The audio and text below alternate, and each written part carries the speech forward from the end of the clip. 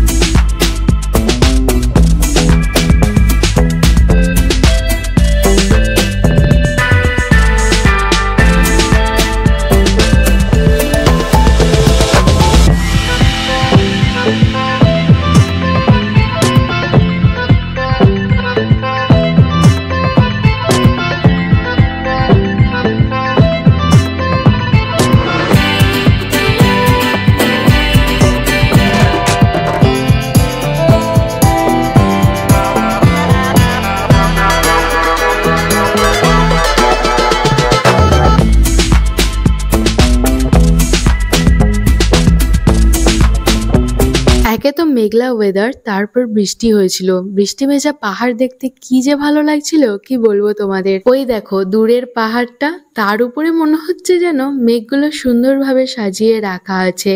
আমরাও এখন মেঘের মধ্যে দিয়েই যাচ্ছি, তাই একটু ঘোলাটে ঘোলাটে লাগছে। অনেকক্ষণ তো হলো ব্রেকফাস্ট করেছি, বাট সকাল থেকে কারোরই চা খাওয়া হয়নি, তাই সামনেই একটা চায়ের দোকান দেখতে পেলেই দাঁড়িয়ে পড়বো।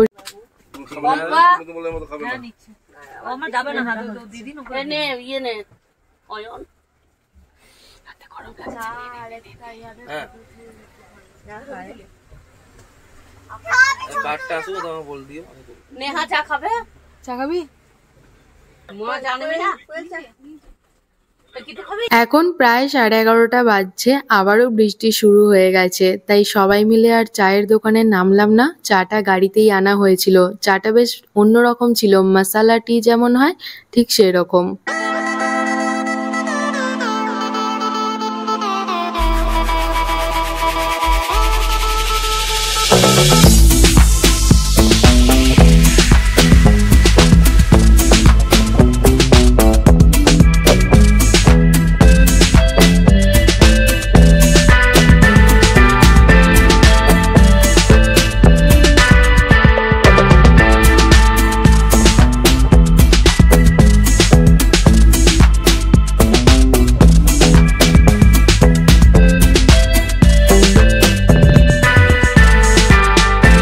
জায়গার ভিউটা জাস্ট একবার দেখো, অপূর্ব সুন্দর লাগছে।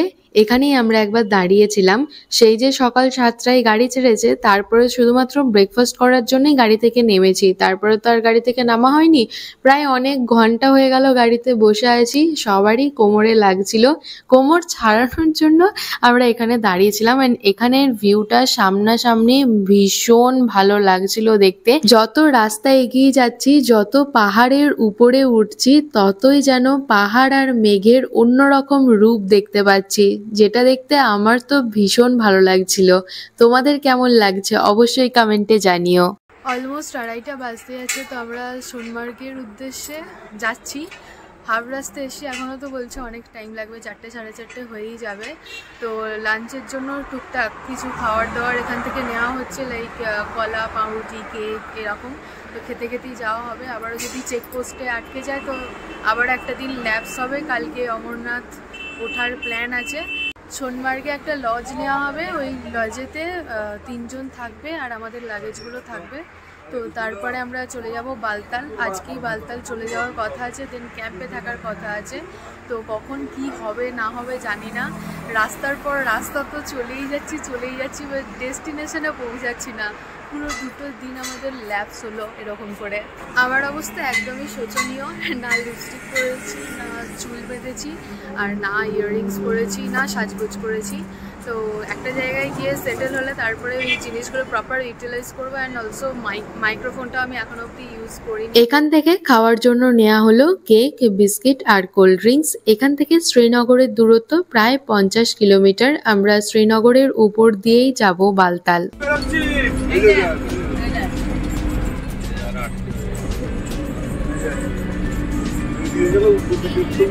এই জায়গাটাতেই হয়ে যাবে।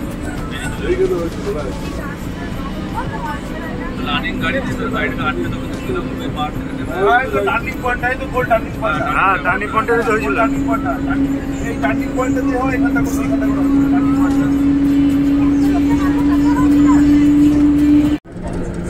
আমি এটাই চাইছিলাম মনে মনে। Thank you.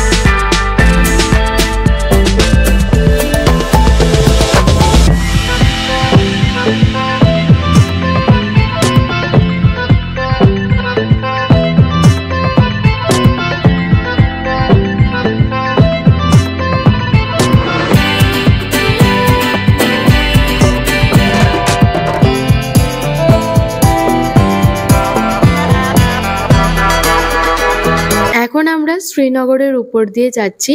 একটা জিনিস খুব ভালোভাবে নোটিস করলাম, জম্মুর ভিউ অ্যান্ড ওয়েদার একরকম ছিল, শ্রীনগরের ভিউ অ্যান্ড ওয়েদার পুরোপুরি ডিফারেন্ট। ওয়েদারটা না হয় যেমন তেমন, বাট ভিউটা এত ডিফারেন্ট হবে সেটা আমি ভাবিনি। এই দেখো, এই পুরো জমিটা হচ্ছে কেশর চাষের জমি, বাট কেশর গাছ তো আমাদের দেখা হলো না, পুরো জমিটাই শুকিয়ে গেছে। এদিকে 3:30 বেজে গেছে। আমরা একটু টেনশনের মধ্যে আছি, যদি চেকপোস্টে আটকে দেয় তাহলে আজকে আর বালতাল যাওয়া হবে না। এখান থেকে বালতাল প্রায় 130 কিলোমিটার। এত সুন্দর ভিউ দেখে আমার ছোটবেলায় ড্রয়িং করার কথা মনে পড়ছে। ছোটবেলায় যখন আঁকার খাতা নিয়ে বসতাম, বিশেষ করে যখন পাহাড়ের সিনারি ড্র করতাম, সেই সিনারি আর এখন যে ভিউ দেখতে পাচ্ছি, দুটো যেন একই রকম। সেই সিনারি যেন চোখের সামনে আমি লাইভ দেখতে পাচ্ছি। এখন আমরা শ্রীনগর থেকে প্রায় 30 কিলোমিটার দূরে চলে এসেছি। আবারও আমাদের চেকপোস্টে আটকে দিয়েছে, তো আমরা মিলিটারি ক্যাম্পে থাকবো আজকে। এই হচ্ছে মিলিটারি ক্যাম্প, যেখানে আজকের রাতে আমরা থাকবো।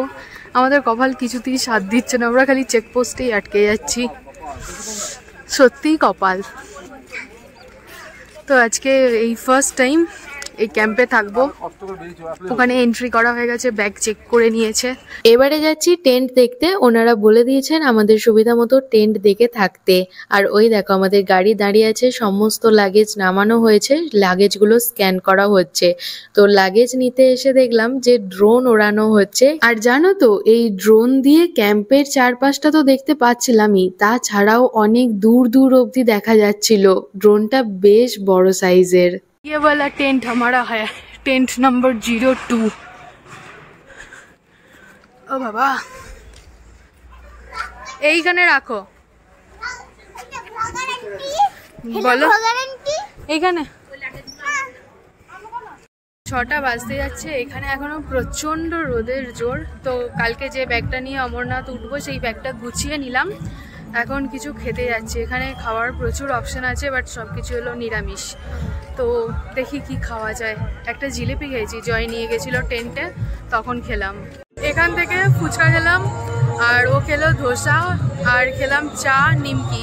চা নিমকিটাই আমার ভালো লেগেছে, ফুচকাটা আমার এমন কিছু ভালো লাগেনি। সিদ্ধ আলুগুলোকে চারকুচি করে দিয়েছে ফুচকার অ্যাজ আ পুর হিসেবে, আর টক জলটাতে যেন কিসব কিসব দেওয়া আছে। আর ধোসাটাও আমার ভালো লাগেনি। চা নিমকিটা খুবই টেস্টফুল ছিল। তো এবারে ভাবছি ওয়াশরুমে যাব, শ্যাম্পু করে নেবো, না হলে আবার কবে কখন কোথায় শ্যাম্পু করার সুযোগ পাবো জানি না। এখানে যা রোদ, মোটামুটি আমাদের ওখানে দুপুর 2:30-3টে হলে এত রোদ হয়। 6টা বেজে গেছে এখন। আমরা এখন আছি সাদিপুরা আর্মি ক্যাম্পে, যেটা শ্রীনগর থেকে 30 কিলোমিটার দূরে। এখান থেকে বালতাল 95 কিলোমিটার। কালকে সকাল 6টায় বেরোবো। চেকপোস্টের পারমিশন টাইম হলো 3টে অবধি, আর আমাদের প্রায় 4টে বেজে গেছিল, তাই আমাদেরকে আটকে দিয়েছিল। অনেকবার রিকোয়েস্ট করা হয়েছিল যে এখান থেকে অনেকটা রাস্তা, আমরা যদি আরো একটু এগিয়ে যাই তাহলে আমাদেরই সুবিধা হবে। বাট ওনারা বললেন সামনে আরো 4 থেকে 5টা চেকপোস্ট আছে, আমরা যদিও বা আপনাদেরকে যেতে দিই, বাট সামনের চেকপোস্টে আপনাদের আটকে দেবে। তাই বাধ্য হয়েই আজকে এখানে থাকতে হলো। 7:40। তো এখানে সন্ধে হব হচ্ছে, আর এখন ঠাকুরের আরতি হচ্ছে।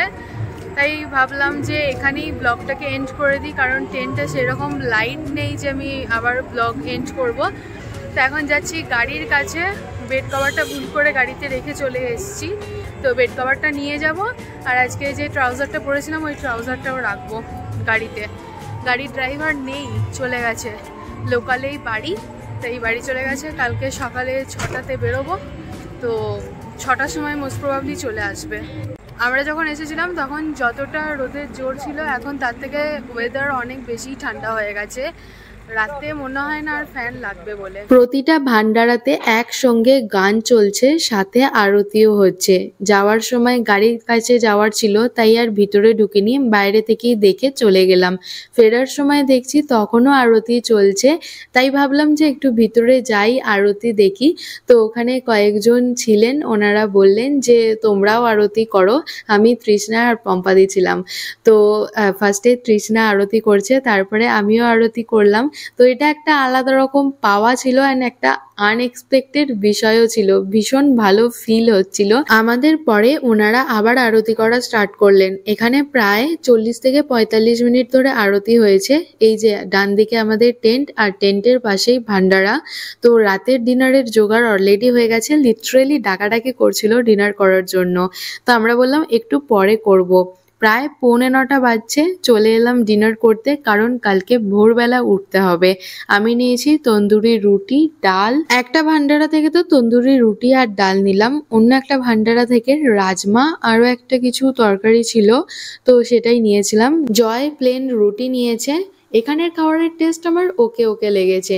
লাস্টে সুজি নিয়েছিলাম, সুজির টেস্টটা খুবই ভালো ছিল। তবে হ্যাঁ, এখানে দিনের সাথে রাতের ওয়েদারের হিউজ তফাৎ। দিনে এত রোদের জোর ছিল, গা জ্বলে যাচ্ছিল, বাট রাতের ওয়েদার এত ঠান্ডা, গা শিরশির করছে। আর আমাদের তো রাতে লিটারেলি কম্বল চাপা দিয়ে ঘুমাতে হয়েছিল। ডিনার করে চলে এলাম টেন্টে। এখন 9:05 বাজছে। আজকে সবাই আর্লি ডিনার করে নিচ্ছে, কারণ কাল ভোরবেলা উঠতে হবে। ফোনে অলরেডি অ্যালার্ম দিয়ে দিয়েছি, 3টের সময় অ্যালার্ম দিয়েছি। আজকে যদি তাড়াতাড়ি না ঘুমাই তাহলে তো কাল ভোরে উঠতেই পারবো না। আর এই টেন্টে আমরা 15 জনই ছিলাম, আর কেউ ছিল না, তাই বেশ কমফোর্টেবলই লাগছিল। এনিওয়েজ চলো এই ব্লগটাকে এখানেই এন্ড করে দিচ্ছি। গাড়ি থেকে বেড কভার নেওয়ার ছিল, নেওয়া হয়ে গেছে। যদি কিছু ভালো লেগে থাকে তাহলে please do like share and subscribe. অবশ্যই কমেন্টে জানিও যে এই ব্লগটা দেখতে তোমাদের কেমন লাগলো। কাল আসছি নতুন একটা ভিডিও নিয়ে, ততক্ষণে সবাই ভালো থেকো, সুস্থ থেকো, সাবধানে থেকো। অবশ্যই সাবস্ক্রাইব করে আমার পাশে থেকো। A few moments later. Sir जी ने हाँ सर जी ने मेरा चैनल सब्सक्राइब कर लिया। Thank you so much. Sir जी ने मेरा चैनल सब्सक्राइब कर दिया खुद ने। যাই হোক, তো এই জিনিসগুলো ভালো লাগে। কেউ যদি নিজের থেকে চ্যানেল সাবস্ক্রাইব করতে চায়, কাউকে বলে কয়ে সাবস্ক্রাইব আমি করাতে চাই না। যেটা হবে সেটা ন্যাচারাল ওয়েতে নিজের থেকে হবে। এই জিনিসটাই আমার বেশি পছন্দ। দাঁড়িয়ে যাও একবার, ওখানে গান চলছে। তো চলো ব্লগটাকে এখানেই এন্ড করে দিচ্ছি। অ্যান্ড বাই বাই তো করতে রে ভাই।